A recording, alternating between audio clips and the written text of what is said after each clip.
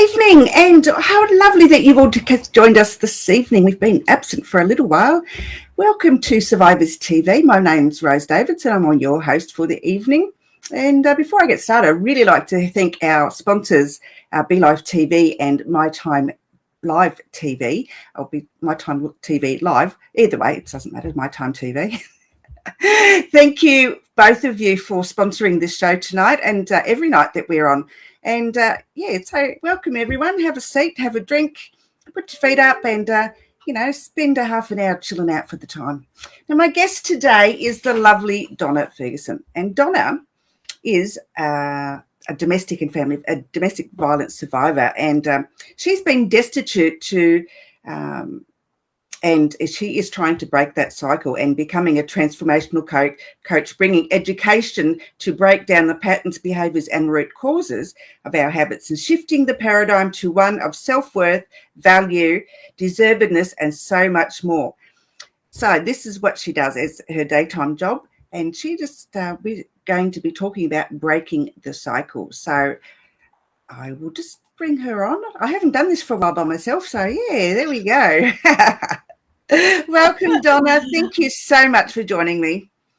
Thank you for having me, Rose. I feel absolutely honoured to be here, and I love what you're doing, helping other people out there who, are challenged with life, surviving from one thing or another. And, it's a great show that you're producing. So thank you. Thank you. Yeah, I have a need to do it. I'm a survivor of childhood sexual abuse and domestic violence and family violence. So I've lived through all the three things, and I've got mental health disorders because of these traumas that I've experienced. And so if I can just help one person, just one, then I've helped the many, I think, because if I can just pay it forward to one person, then they will feel the need to pay it forward to somebody else, and then we'll have a worldwide epidemic of helpfulness and love. That's what my chief aim is for the world, and until I pass away. Yeah, which will be never, because I'm immortal. That's right. And leaving a legacy behind us, I think, as well, isn't it? It's about, the message that we leave behind for others to pick up on and continue on the journey. Absolutely. Yeah. So I just want you to tell our viewers a little bit about what your daytime job is before we get into the other bits. Yeah, sure. So I am a transformational coach. I work with people on human behaviours and what old stories might be holding you back from moving forward in your life. You might be stuck, or you might be challenged by something. You're creating results that you don't actually really understand why they're not up leveling. And finding a way where we're able to actually look through that and understand what has created it through our program and conditioning, and how we can break free of those limiting beliefs and fears that literally hold us back for our whole life, and getting rid of those old stories that no longer serve us. So that's the crux of what I do. Obviously, it's a much deeper, level of coaching that we do, because we do deal with root causes, and we do deal with the structures of how all of this comes through on, so many different levels, starting with decisions and working through self-image and self-worth, and, going into how our mind works and why we have these fears every time we want to do anything, and then breaking into, where the magic happens for us at the end of the day, and a lot of other things in between, self-sabotage, all of those types of things. So, yeah. Thank you for sharing that. Yeah, Zamzam, thank you so much for joining us. She's in South Africa, and she's joining us from South Africa, which is very lovely. She said it's stupid o'clock in the morning over there. Yes, I know. That's what I was thinking when I saw the message. Thanks, Zamzam, for being here. Appreciate it. Yeah, okay. So I guess maybe if you're comfortable and okay with it, if you want to talk me through your journey of your marriage and why you left and how you left. Yeah, look, really interesting story. I think, some people frown upon the way I left and how I did it. But, at the end of the day, we look at what we're safe with. I'm a strong believer in everything that we do, all the choices we make, all the decisions we make lead to the actions that we have.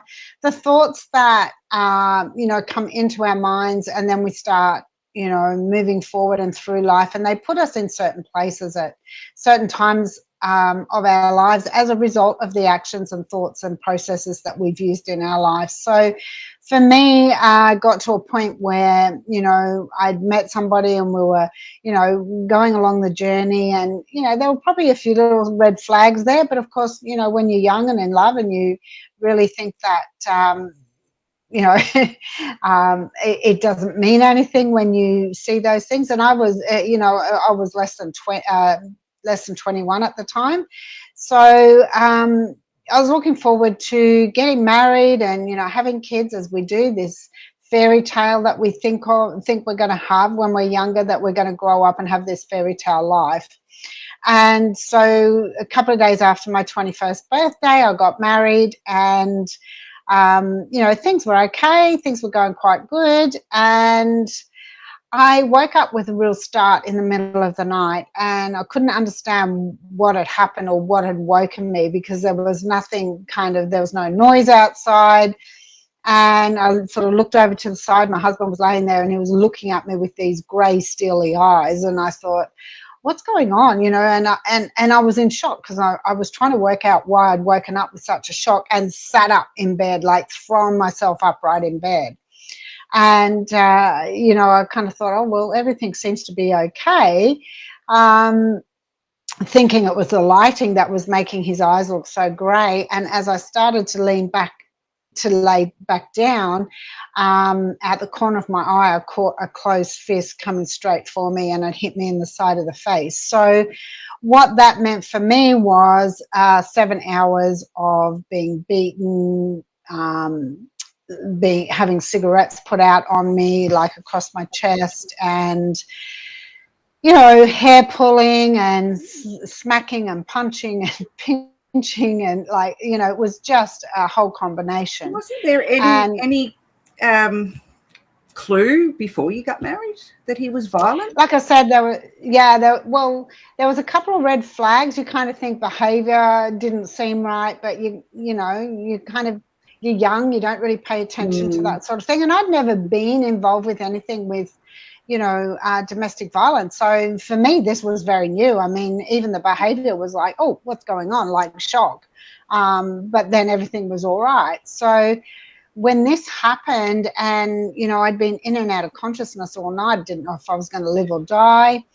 And I got up, I stood up about 7 o'clock in the morning. I thought, I just got to get out of here. Like, I've had enough. And I got up and went to the bathroom, and I looked in the mirror. My face was swollen. My head was so sore, because my hair had been pulled that much that, I couldn't even touch my head. And I just thought, and this was 28 days after the wedding. So I was literally 2 days before Christmas Day. And I thought, what am I going to do? Like, I can't go knock on my mum's door. This would, I don't want to spoil everybody else's Christmas, because, as givers, we don't like to do that. So what I did was I jumped in the shower, I had a shower, my mouth was full of blood. And I feel, then I felt the water go in my ear, and I thought, I'm sure I've got a busted eardrum. Like, it was just, something just told me that's what it was. And so I jumped in the car and I went out for a drive, and I went out to the Cotter Dam. And, by day, there were a lot of people around. It was picnic areas. So I sort of parked in the bushes and just stayed in the car. And then at night I would come and park the car right next to the toilet blocks. So over 40 years ago, there was no fear around, hovering around those sorts of places in the middle of the night. And I stayed there for 2 nights and 3 days. And I ended up, I have to go home. I need to have a shower. I can't stand the taste and the feel in my mouth anymore. And not knowing what I was going to walk into, I walked into the house, and of course I got the beginning of the cycle. I'm so sorry, it'll never happen again. Don't leave me. I love you. All of those stories. And I was like, oh my God, you know, I feel so terrible and I looked awful. And I thought, you know, this has just got to work.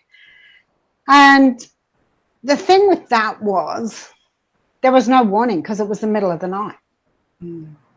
So the cycles for him weren't clear cycles of, we were just, you know, it was just something that I consistently was very wary of. I didn't know when it was going to happen. I didn't know how it was going to happen. Could have been out, could have been home, could have been anywhere. Could have been in the car driving, you know, and he would lash out. Like there was no real cycle as such that you could see what was going on. And so, you know, this went on, and then I fell pregnant. So I ended up having my daughter, and she was about 5 months old, and I was going for a job interview, and I thought, you know what, all the way there, the tension, the conversation, I was like, I don't want to go home. I don't want to go home. I don't want to go home. I don't want to go home. And I went for the interview, and the whole time, I don't know, I ended up getting the job, but I have no idea how because I was so focused on other things. And I walked down the stairs, and if I went to the left, I would have gone straight out to the car. I didn't even think about this. There was no thought whatsoever. It was like an angel picked me up and took me. And I went down the stairs, and for some reason, I found myself sitting in a taxi. I don't know. You know, it was just one of those things. You just allow things to happen. And I went out to my mum's work. My daughter was in the car with my husband. So it was, you know, but I knew if I went out and got in the car, she would never see me again. I would never live to see another day. And so I had to, you know, whatever happened, everything just fell into place. It was like I knew it would be okay. So I don't know. That's you know, leave your child with somebody that's so violent. You know, you don't even know if your daughter would still be alive when you got to see her again, if you got to see her again. But I just knew. Yeah. You know, I just knew. His mum was around, his sister was around. I knew that it would be okay. And it was probably 36 hours, the longest 36 hours of my life. And he turned up with her on the doorstep and knocked on the door. I knew that he had her, and I didn't want to face him because I was home at mum and dad's on my own, and I thought, I don't want to see him on my own because I didn't know what would happen. And I looked out the window, and he put her in the bassinet, like he had her in the bassinet, left on the front step and took off because I guess he didn't know who was home either. And I think he was probably well, I think it was probably a bit fearful that if my dad wasn't home, there might be some sort of trouble. Did your family know he was doing in beating you? Well, they knew when I turned up, you know, at their place because I went through the whole story and told them what had happened. So they had their suspicions, you know, because different things. No, I can't make it all of a sudden, or you know, something would happen, and you know, different things would go on. There might be a bruise on my arm, and you know, there was always a reason why, you know, why things would happen. Yeah. So anyway, you know, that was it. And then I had my daughter with me, and that was, you know, it all sort of worked out fine from there. But everything is in a cycle, and it can happen in generations. So we have to be very careful about the processes and the way that we release stuff, rather than having conversations around children, giving them an influence that they don't even know they're taking on, and that we're not aware of, in the way that we communicate that to the people that we want to share that information with. So that's really important.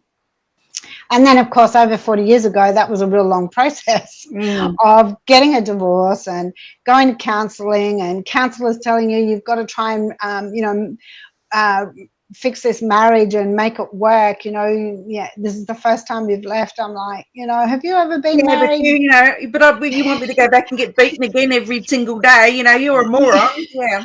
Yeah. So I said to this woman, have you ever been married? And she said no. And I said, then I don't think that you really have the right to tell me that I need to go back into a marriage where I get beaten every other week or month or whatever it might be, to a point where I don't know if I'm going to live or die. And I said, I think we've done our counselling. And I got up and walked away, and went out to the bus stop to get a bus home. And you know what? That was probably about a couple of months after the actual separation. And that was when I got my power back. That was when I felt like I was then empowered in my own being, because there was always fear around, what if he shows up? What if, you know, what if this, what if that? And I found that day I waited for the bus to come, and he walked in behind me, and I didn't have my daughter with me because it was a counselling session. And so I stepped up into the bus and I looked at the bus driver. I said, do not let this man behind me on the bus. I said, because he is going to hurt me. And the bus driver shut the doors right behind me. It was like, boom. Yeah. A lot of people are like that, you know, they're very caring, and you don't think, you know, that a complete stranger would come to your aid, but you'd be quite surprised how many people, if given the opportunity, will just do just that. Absolutely. I think he saw the look on my face and the desperation in my eyes when I said it. But you know what? He shut those doors and I just went, oh my goodness, like, look what I've just done. I'm so proud of myself. Look at the courage that I showed to do that. Yeah. And I went, you know what? I've taken away the biggest power he had over me, and that was the fear that he instilled in me. Yeah.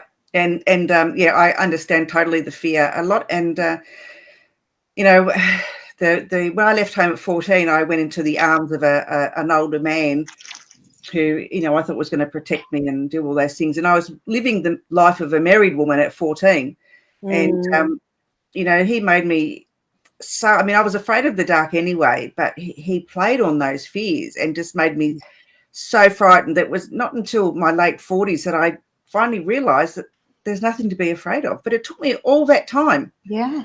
It's unbelievable what fear, how it eats into you, and what you believe, and, you know, how you're conditioned, and you just keep that conditioning all your life. It's awful. And you're right. You did really well to break that cycle, and you have every right to be proud of yourself. Yeah, 100%. And, you know, you talk about those, the fear that's instilled, and people say, you know, when women are in domestic violence situations, why don't you leave? And they just don't understand the level of fear that is really put through every cell of your being while you're in that situation, and how hard it is to even think outside of that it is going to be okay. Yeah, absolutely. You know? Absolutely. You don't know what you know, you've got the fear of, will he hurt me that I'm not there? Will he hurt me when I go back? Will he stalk me at work? Will he make a scene? Will he hurt me? Will he blow up my car? You know, whatever. You don't know. Will he stab me in the street? You have no idea. And, you know, why don't you just leave? Well, why don't you just go and shut your mouth and, you know, mind your own bloody business? Because I can't. Yeah. And, you know, you look at the circumstances around the deaths of domestic violence these days, and 9 times out of 10 it's going to be because it's after they've left. And it's more like, if I can't have you, nobody else can. We had one recently on the weekend up in Devonport. There was a Oh yes, I saw that. Yeah, and what I reckon's happened, because they do believe it was a domestic violence thing. So what I believe's happened is that she's got a new boyfriend or whatever. Yeah. Ex-partners come back, said, no, if I can't have you, nobody will. I'll shoot him, I'll shoot you, and left 2 kids, you know, to be orphans, for God's sake. I mean, hopefully, I haven't heard whether she survived or not, but I'm praying that she does. And I'm sending lots of good, loving and healthy vibes to her, because honestly, you know, those kids don't deserve to be orphaned by some stupid person. Yeah, I mean, there's so many other things that you can do to take yourself out of the equation without damaging so many other people along the way. And, I did hear about that on the weekend, and you're right, I haven't heard any more as to whether she survived or not. But I'm fancy having pretty the sure. kids in the home. They've witnessed I it. know, yeah. How traumatized will they be for forever? I mean, the 1-year-old maybe not so much, but the 4-year-old definitely will The be. 1-year-old will be, because it's surprising what we remember Well, I guess through so, yeah. our influence starts from the day that we're conceived, and even before that, because we bring generational cords into this life with us as well. So when we're generationally connected to behaviors, when we're genetically through our DNA connected to behaviors, and environmentally through the environment that we live in, that we're brought up in, that influence us for the bulk of our growing life, that's where these habits and behaviors and programming and conditioning starts. And we have to learn to, understand the root causes of those, so we can move past it and believe that there is more to us, because we're all taught to live in this physical world through our 5 senses: sight, sound, smell, taste and touch. And that's fine, and we dearly need those things for certain in life, but that's less than 1% of who we are. So when it's less than 1% of who we are, then you have so much more potential locked away that people just don't realize that they can open this up. And really, when we look at root causes, when we look at experiences, there's ways that we can work around that. And that's why I love doing what I do, because I do see very quick transformations in my clients to bring them to another level in their life, because they don't realize that they're capable of so much more until they start looking at these root causes. Yeah, it's a hard thing to do. And if you're married to a narcissist, which I know a lot of our members are trying to get away from their narcissist, and they're having the issues with that, breaking that tie that the narcissist brings to the relationship. Yeah. Or takes away from the relationship, depending on what you want to look at it, I suppose, or which word you want to use. But yeah, and a lot of them are, a day separated or a week separated, or and we just keep saying, keep going. And they said, no, but I love him so much and I want to go back. And I think, don't do it.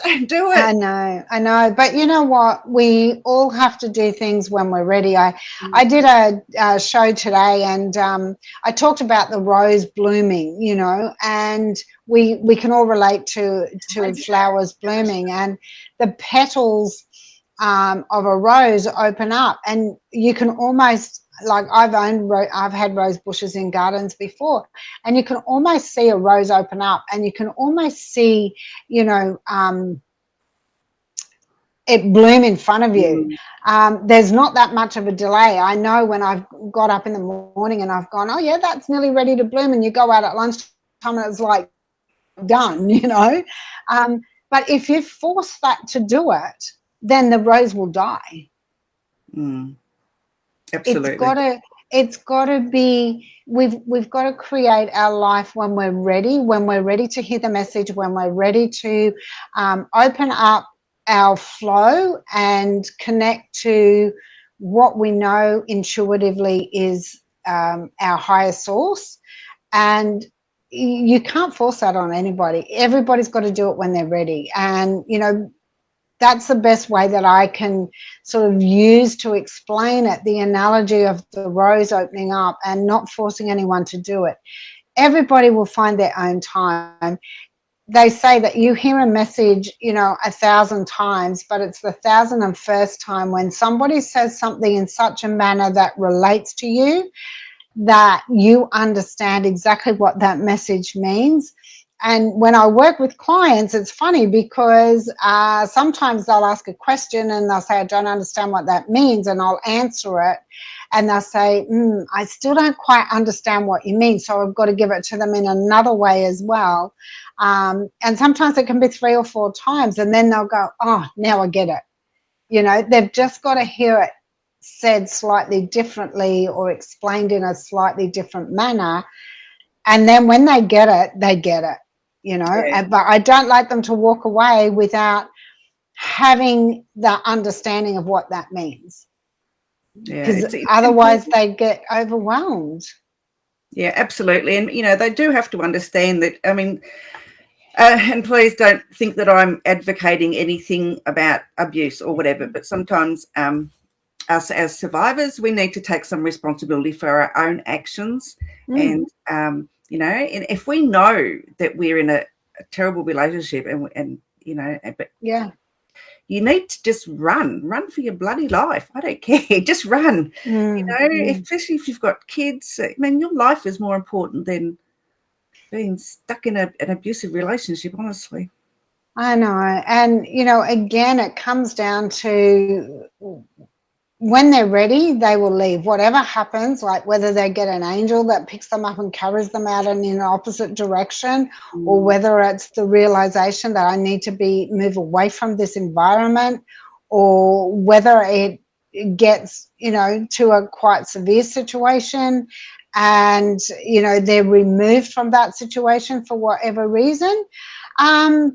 It's things like that. And we are responsible for bringing ourselves into that situation, regardless of, whether we think it is or not, even as children, because at some point we acted in a certain way that took us to that situation. And I know people will say, and please don't misunderstand me, people will say, oh, like Rose could say to me, I can tell you for sure that I did not want to go through sexual abuse. But there's a reason that you went through that, because look what you're doing now. And there was an action, you know what I mean? So, yes, there was an action. We acted in a certain way and somebody thought it was okay to take advantage of that.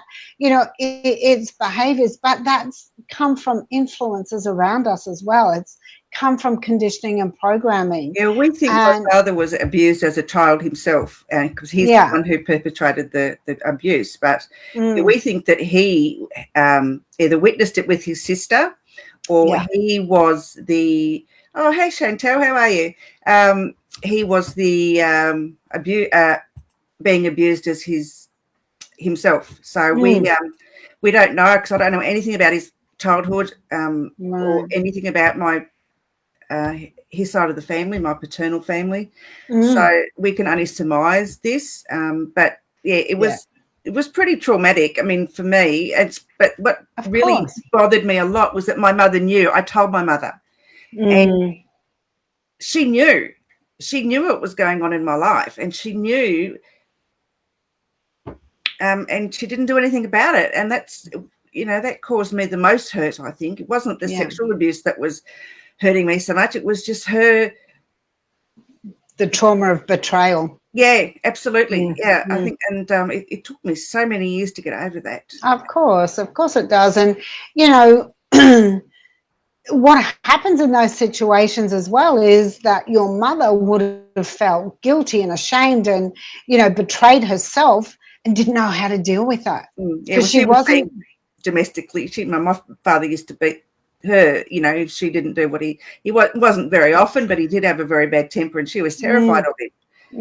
As we all were. You didn't say no to him, you just did what you were told, so you didn't get a smack in the head or a black eye or exactly.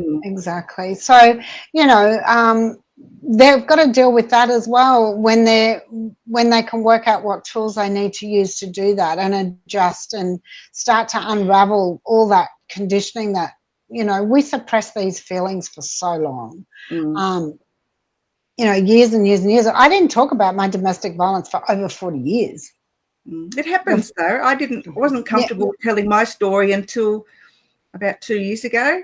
And I actually came on Survivors TV and told it. Like, I did have a little bit of it, but I actually did 2 1-hour episodes here and actually spilled my guts. Yeah. And it's funny because the first time I ever shared my story in public, I mean, it was a global live streaming. I was like, well, you know, on International Women's Day. Yeah, me too. no, it was Australia, You've Got a Voice. So, and that was live streamed to the world. And my husband didn't even know that story, and he was in the audience. And I said to him before I went up, I said, you're going to hear things you've never heard before, so I really need you to pull your stuff together and just, you know, take that on.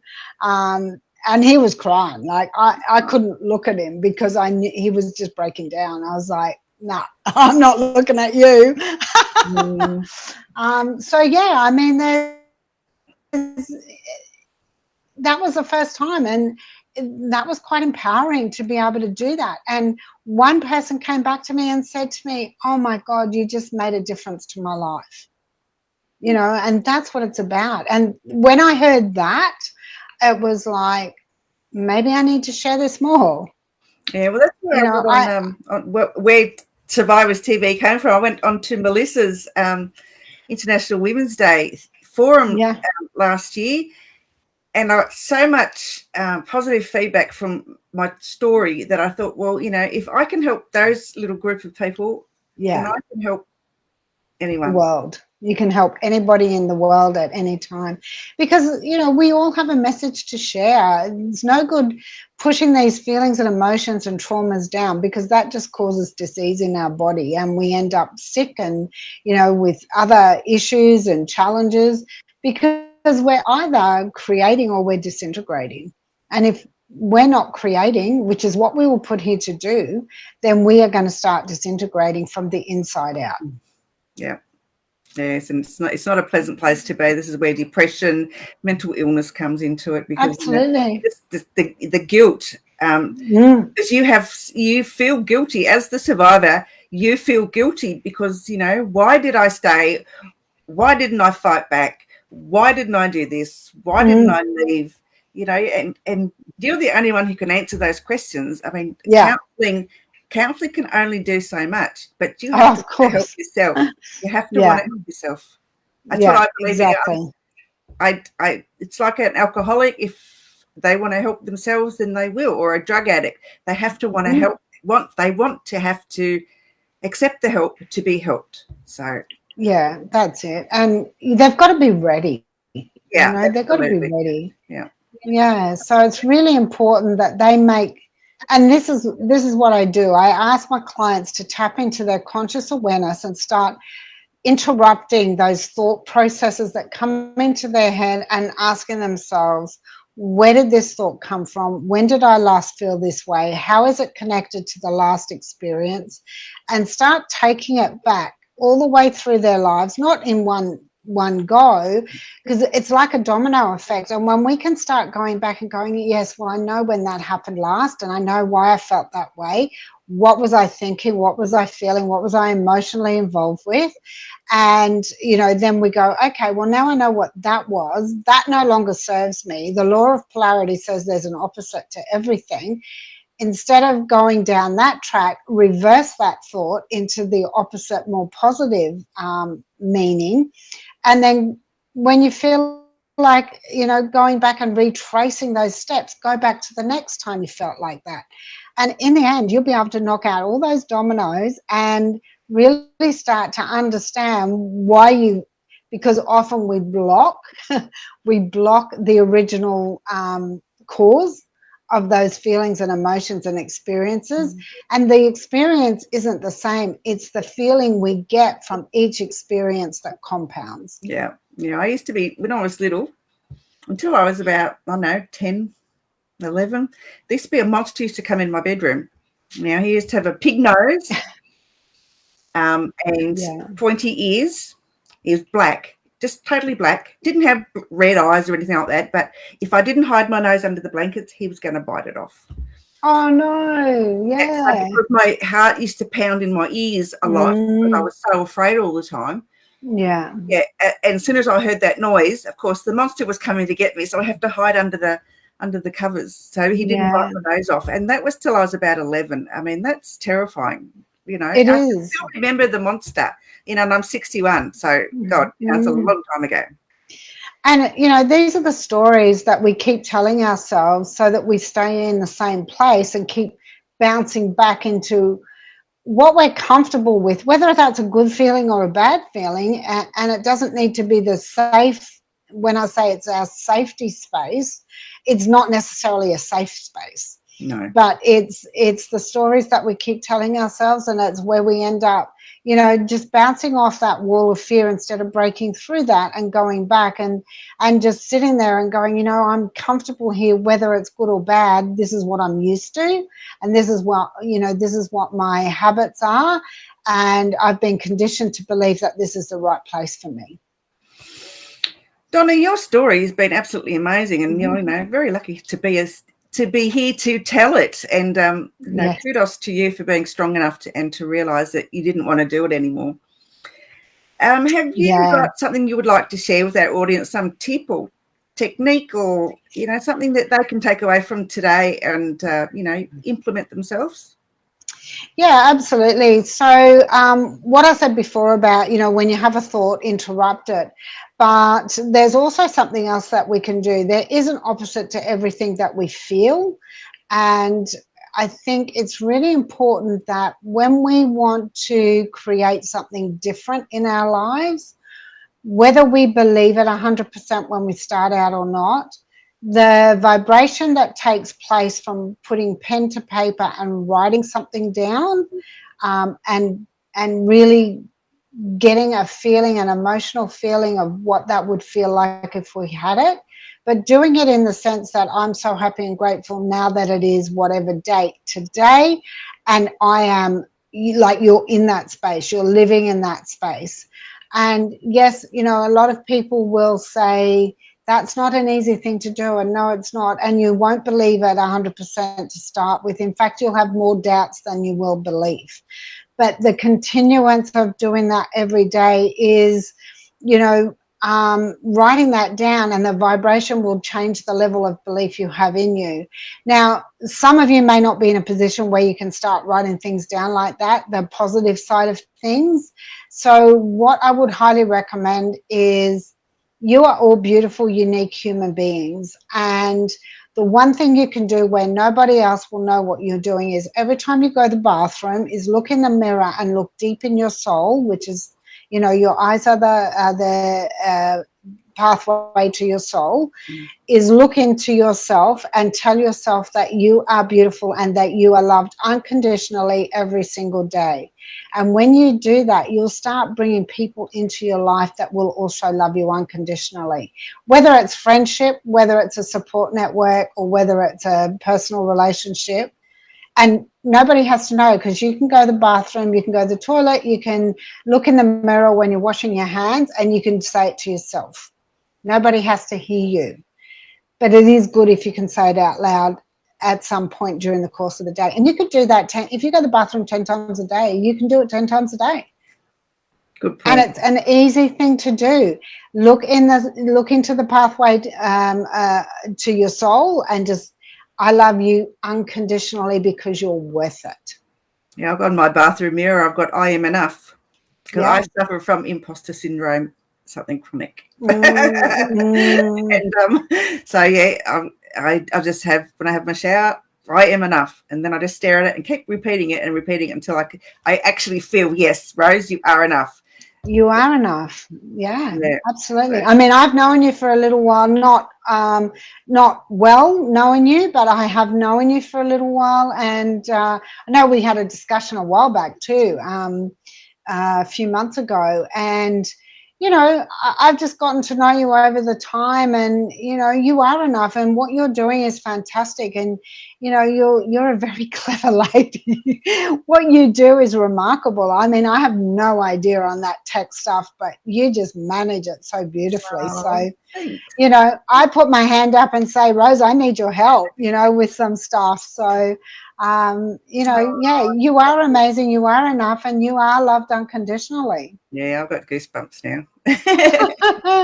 And so is every other one of you, Zam and Rose, and you're there. Sarah and Emma Myra, and Lisa and Tal, yes, Emma, absolutely. Ange, yep, all of them. All of it, everyone every who's single listening one. and watching, yes. Yeah, you're all loved unconditionally. You just have to believe that you're worth it. That's exactly right. Now, Donna, where can people find you if they wanted to, get in touch with you and perhaps, use your services or just have a chat, see if you could help them?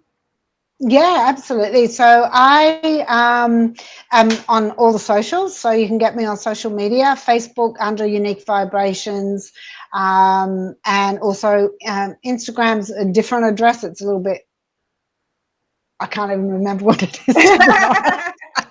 I never had anything to do with Instagram, and then somebody said, I'll do your social media for you, and I was like, oh, I better learn how to do this. So I had about a week or so where I was like playing with it, and then they've come in and done it. So I can't even remember what that address is. I think it's Unique Vibrations, but it's spelled VIBR 8, the number 8, and then IONS. And then on LinkedIn under Donna Ferguson, you can find me there, or under Unique Vibrations, and also my website, www.uniquevibrations.com. And I'm happy to offer anybody a free session with me and see, where you're at and how I can help you and give you some clarity to move forward. Oh, you're a sweetheart. Thank you so much. Has anyone got any questions for Donna? You can put them in the chat if you like, if you'd like to speak with her. Yeah, absolutely. Yeah, 100%. Happy to answer any questions. No? They've all gone to sleep. They have, yeah. They're so mesmerised by your story. Well, Donna, thank you so much for coming on tonight and sharing your story, and those little tips, I think, were absolutely wonderful, and God bless you for being a strong person as you are, and for surviving, because the world's a better place because you're in it. Yes. Look, we're all, I think the world's a better place because we're all in it, and we all keep the flow. And thank you, Chantal. We all keep the flow of the universe in balance, and that's why we're so important to be here. So, yeah, that's it. So if anybody's got any questions, Chantel's asked a question. Can you tell us a bit about your services, please? Yeah, of course. So I do a mini 6-week boot camp. I do masterclasses and webinars during the course of the year. There's 3 different ones that I do once a year. But my 6-week boot camp, I've got a new one starting on the 25th of January, and it's 1 day a week for about 90 minutes, and it goes for 6 weeks. The early bird offer runs out the 1st or 2nd week of January, so that will be available for a little while. But that is literally my mini coaching. So I utilize my 12-month coaching program, and I put the important steps in that 6 weeks. And I know that it's not enough time. I've also got, a free 10-day challenge called Dream Bigger, Nourish Your Mind, Body and Soul. And you can get that. I don't know, can you put links somewhere, Rose? I can flick you a link. Yeah. Yeah, so that's a free challenge that I do. It's 10 days, maximum of about 15 or 20 minutes a day, Monday to Friday for 2 weeks. And, that's just giving you some information to work with, giving you some techniques and strategies to take away. So whatever you want, but you can message me through Facebook as well if you want more information on any of that. I can flick the links over as well. So yeah, I've got your Facebook. I'll put your Facebook profile up there. That will do. They can reach you through there. Yeah, perfect. Yep, absolutely they can. Goodo. Okay. So clever. Yay! How exciting! Thank you, everybody. Someone said red flags. Said connect with Donna. Oh, that was me. Yes. Lisa says thank you so much. You are worth it. Emma says thank you, Donna and Rose. Glenn Walker says you shouldn't be free. So absolutely, we should be. We are absolutely free. What he's saying is that you shouldn't be giving your services for free. I don't give my services for free, but I do give people enough to walk away with. Yes. So, yes. Thank you, Glenn. All right, Donna, thank you so much for your time. And I'm hoping that you'll come back on again. Oh, I'd love to. That'd be my absolute pleasure. And thank you to the audience for being so interactive in this. That's amazing. Thank you. All right. Good night, everybody. And thank you so much for joining me. Again, I'd like to thank our sponsors, Be Live TV and My Time TV as well, for helping us to put this show together and get it live to air. Now, I have a guest next week as well. I'm going to leave that a secret because at the moment her name escapes me. But yes, we've got another guest next week, so stay tuned. This is totally not scripted, so so stay tuned. I will put the event out. I only found out she's coming on today, so I'll put the event out into Red Flag's Facebook page and to Survivors Facebook group, and I'll put it on my socials as well. So look out for that, and I will see you again next week. Good night, everybody.